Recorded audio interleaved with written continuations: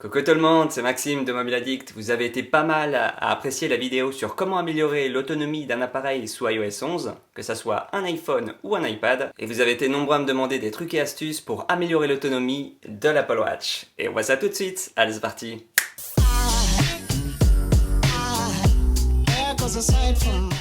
Alors on va d'abord commencer par le plus extrême, le mode réserve de batterie. Pour ça vous faites glisser l'écran du bas vers le haut et là vous activez le mode réserve de batterie qui va tout désactiver et laisser juste l'heure. Et pour sortir de ce mode réserve de batterie, il suffit juste de maintenir le bouton latéral enfoncé jusqu'à ce que le logo Apple réapparaisse à l'écran. Et si jamais vous recevez beaucoup de notifications sur l'Apple Watch, un moyen direct de désactiver temporairement toutes les notifications, c'est d'activer le mode avion.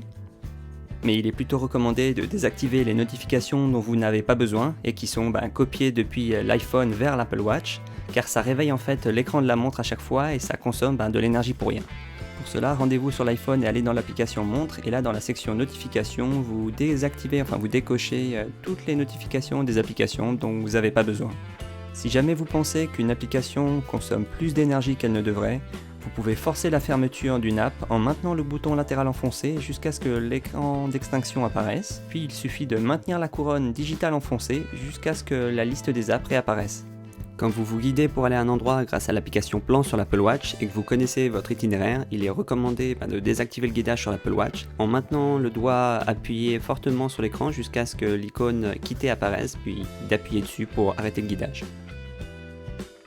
Pour économiser de l'énergie sur l'Apple Watch et qu'elle dure plus longtemps, il est recommandé de désactiver et de supprimer les cadrans avec des images qui se déplacent à l'écran, que ce soit des live photos ou encore des cadrans avec des animations, car ça consomme de l'énergie, il est préférable d'utiliser un cadran avec une image statique. Alors pour supprimer un cadran, vous devez juste le faire glisser vers le haut et d'appuyer sur supprimer pour le retirer.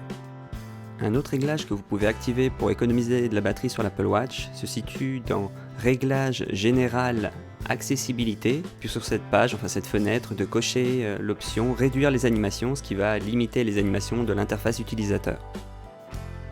Pour toutes les Apple Watch qui intègrent une connexion cellulaire, ce qui démarre normalement à partir de l'Apple Watch série 3, il peut être recommandé de désactiver la connexion cellulaire de la montre quand elle n'est pas utilisée, afin d'économiser de l'énergie. Pour certains utilisateurs qui effectuent souvent des mouvements dans le travail qui vont provoquer l'allumage de l'écran quand le poignet est levé, il peut être recommandé de désactiver cette fonctionnalité en se rendant dans Général, activer l'écran et de décocher activer l'écran au lever du poignet. L'Apple Watch propose plusieurs niveaux de luminosité et je vous recommande de régler la luminosité au plus bas pour optimiser la durée de vie de la batterie. Pour cela, rendez-vous dans Réglages, puis dans Luminosité et texte, et de modifier la luminosité et vous verrez que même au minimum ça suffit largement pour voir ce qui est affiché sur l'Apple Watch. Pour économiser de l'énergie, vous pouvez également régler la force des vibrations pour les mettre au plus bas ou au niveau moyen, ça dépend en fonction de vos préférences. Pareil pour le son, vous pouvez baisser l'intensité sonore des alertes en baissant le son ou carrément en passant en silencieux pour être plus discret, et il faut savoir qu'en silencieux, seul le son des alarmes et des chronomètres restera actif. L'Apple Watch intègre un écran OLED qui a la particularité de ne pas consommer d'énergie quand il affiche de vrai noir.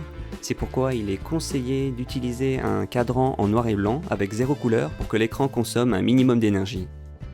Pour éviter des activations accidentelles de l'assistant vocal, il peut être recommandé de désactiver l'option d'eSiri dans le réglage et d'activer Siri plutôt manuellement en maintenant la couronne enfoncée.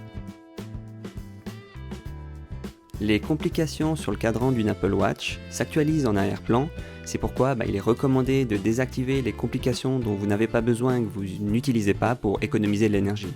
Il existe également plusieurs réglages dans l'application Watch sur iPhone que vous pouvez modifier pour économiser de la batterie sur l'Apple Watch. Par exemple, vous pouvez supprimer les applications inutiles et désactiver l'installation automatique des apps iPhone qui sont compatibles Apple Watch. Vous pouvez également désactiver toutes les notifications dont vous n'avez pas besoin et qui sont copiées depuis l'iPhone vers la montre, car ça réveille l'écran de la montre à chaque fois et ça consomme de l'énergie pour rien. Dans l'application Watch et plus précisément dans la partie activité, vous pouvez désactiver tous les rappels et les alertes pour économiser un peu de batterie sur l'Apple Watch. Dans la partie exercice, vous pouvez activer le mode économie d'énergie. Ça a pour fonction de désactiver le réseau cellulaire et le capteur de rythme cardiaque lorsque vous effectuez des exercices de marche et de course à pied, afin bien sûr d'économiser de la batterie. Quand vous appuyez sur le bouton latéral sur l'Apple Watch, vous pouvez accéder aux applications du dock et je vous recommande de désactiver les applications du dock dont vous n'avez pas vraiment besoin parce qu'elles se chargent en arrière-plan.